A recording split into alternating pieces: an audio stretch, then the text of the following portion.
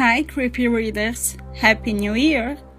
I know I've been away longer than I've anticipated, but I'm back and I hope you'll enjoy this video. Huge thanks to Blackeyed Blonde who joined me in this reading. She's an amazing narrator as well as an amazing person, so make sure to check her channel out, link in the description. And now, let's start.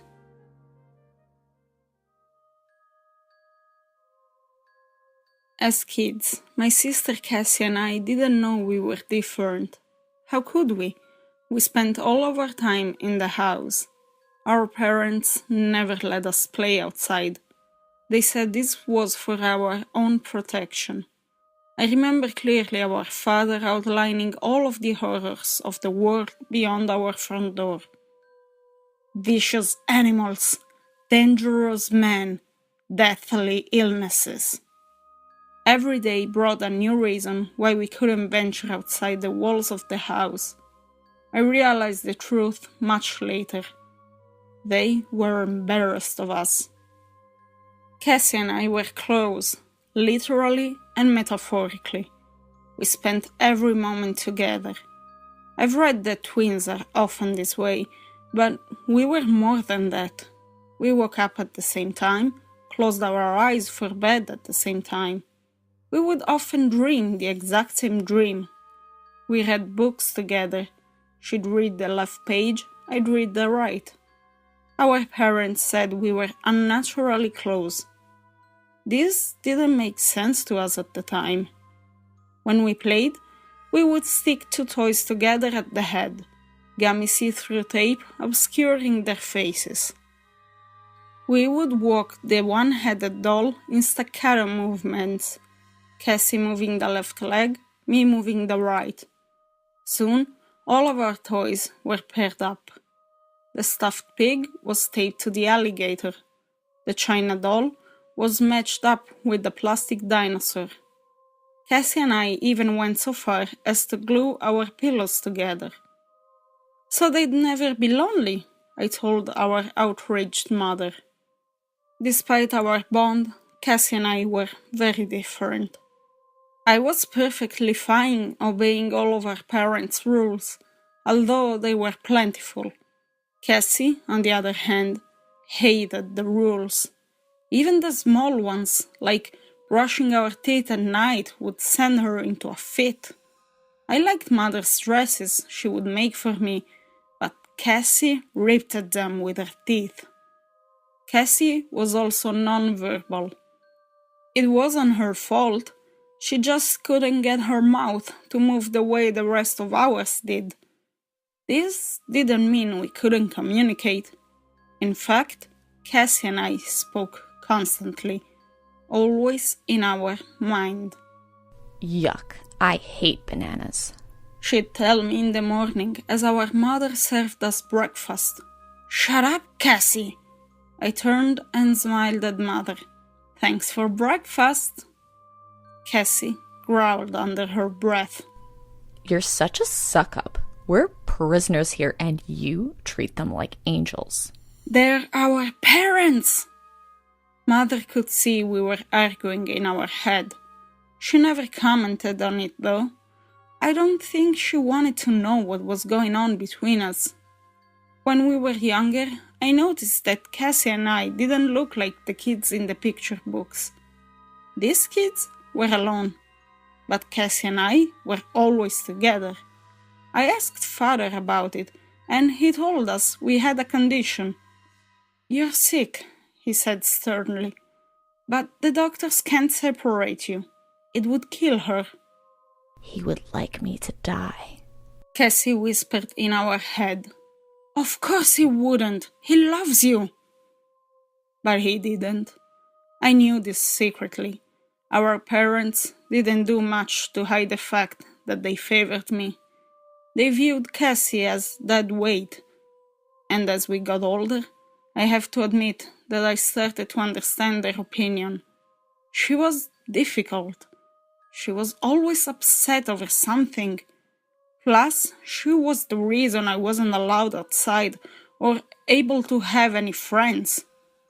Around the age of 12, our parents started letting us use the computer. It was only supposed to be for our studies, but when we were alone, we tried to Google ourselves. Twins who share a brain. The first article was about twins who eat each other in the womb. This clearly wasn't relevant. The second was about Siamese twins. We skipped this one because we were from America. Then we got to the third one, which had a picture.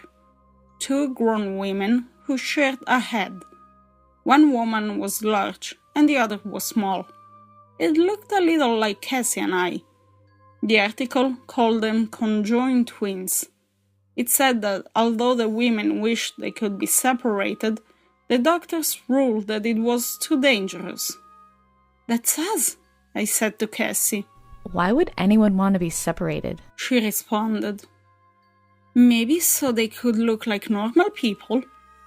I would much rather be with you than be normal. I paused before saying, "Me too, Cassie." But death was all before Cassie was killed. She died of suffocation. We were 14. I knew the second she stopped breathing. I could feel a shiver in my entire body, as if something was crawling down my nerves. I started screaming. I didn't intend to, but the reaction was involuntary. Maybe it was Cassie screaming through me. My mother appeared in our bedroom, as if she had already been inside. My father was close behind. They rushed us, me, to the hospital. It was the first time I felt night air on my face. Any fear about being outside evaporated. It was freedom. I saw men and women of all different races. They crowded around me, staring at me like a wild animal. I didn't care. It was bliss. I even forgot about the corpse of my sister hanging off of me. No one tried to resuscitate Cassie. Even though I knew she was dead, there was not a single attempt to save her life. The only thing the doctors did was prep me for surgery. Mother and father stroked my hair. They told me they loved me, that soon this would all be over, that the doctors would remove the tumor that was my dead sister. I woke up sometime later with the oddest sensation of weightlessness. My eyes were barely open, but I could see my parents asleep on a nearby couch. I was hooked up to a number of machines. I looked over and realized I was alone. The normal feeling of Cassie's body next to mine was gone. I was in a twin-sized bed. Logically, I knew what happened. Cassie died, and so they removed her from me. But the shock of the lack of her made my heart race. This thing I had secretly wanted, quietly yearned for, was terrifying. I laid back and moved my head around. It was so strange to be able to move freely. There was no extra body to hinder me. Fleetingly, I wondered where her corpse was. Was it lonely? Was I lonely? I lifted my hand hesitantly and felt the flesh that had once connected me to Cassie.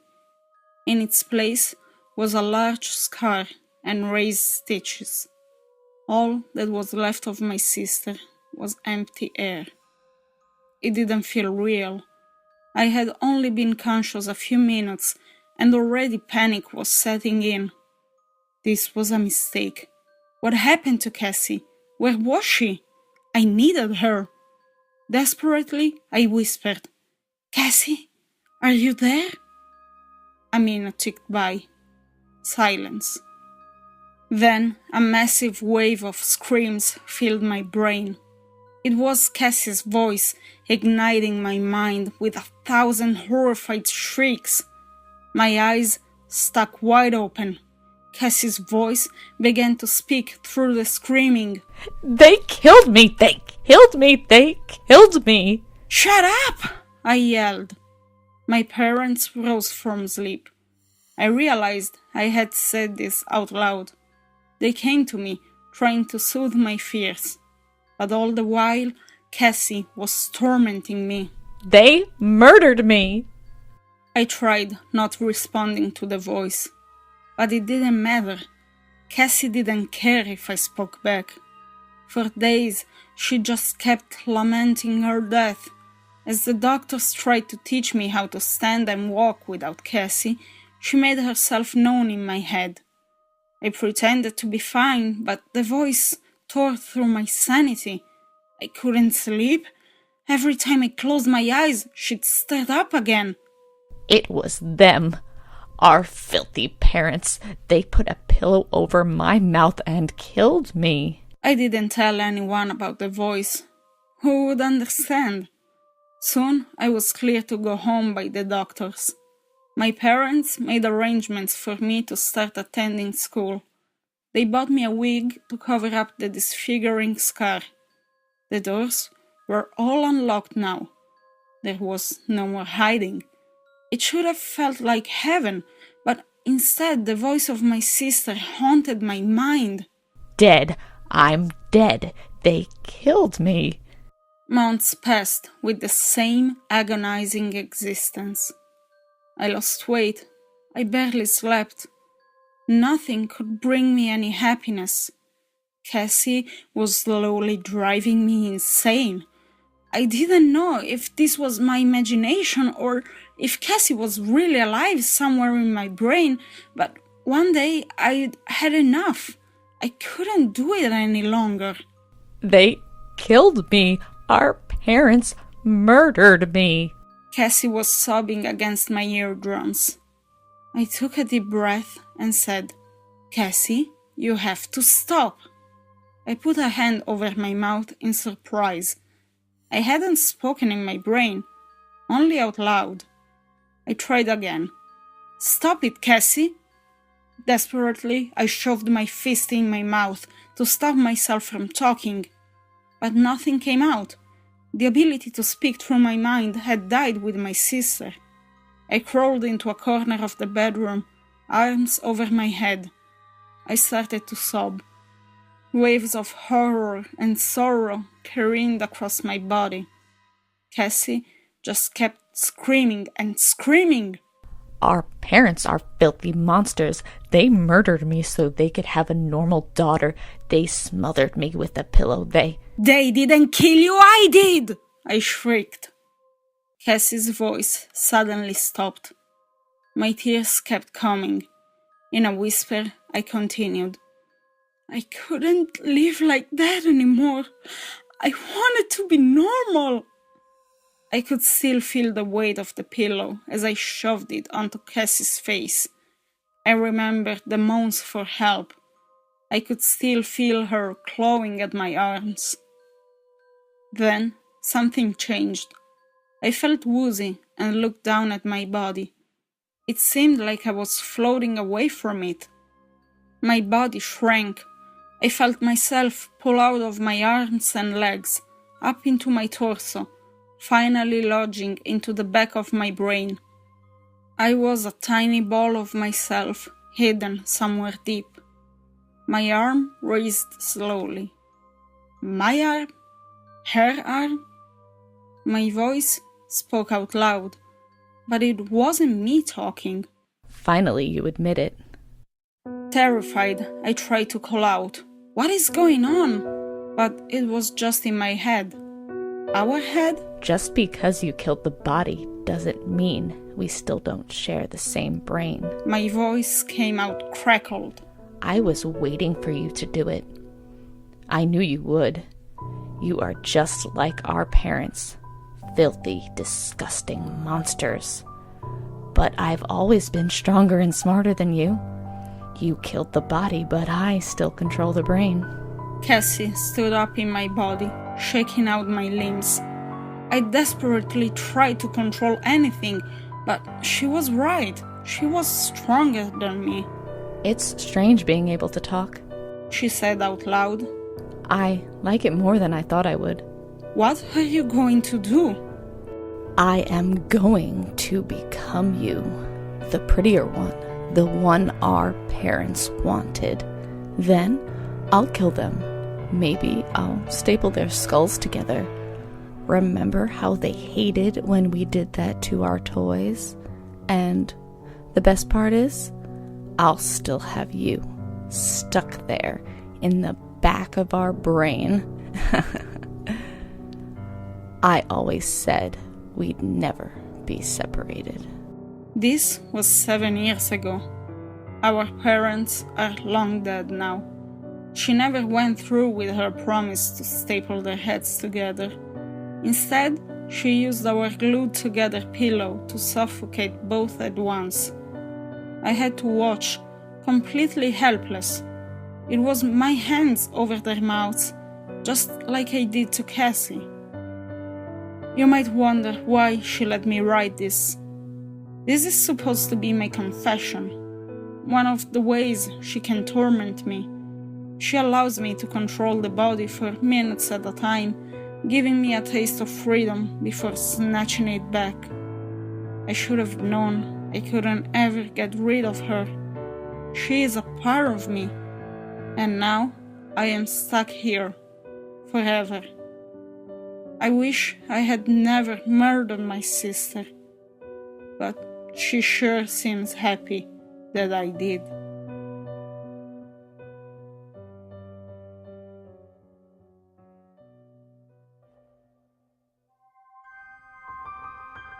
Hello, I am the Gothic Librarian. I hope you enjoyed this reading. If you did, please leave a thumbs up, a comment, share it with your friends, and if you haven't already, subscribe to my channel so you won't miss my next public reading. In the meanwhile, feel free to browse around the Gothic Library, and keep in mind that it's in the dustiest books that you may find the best stories.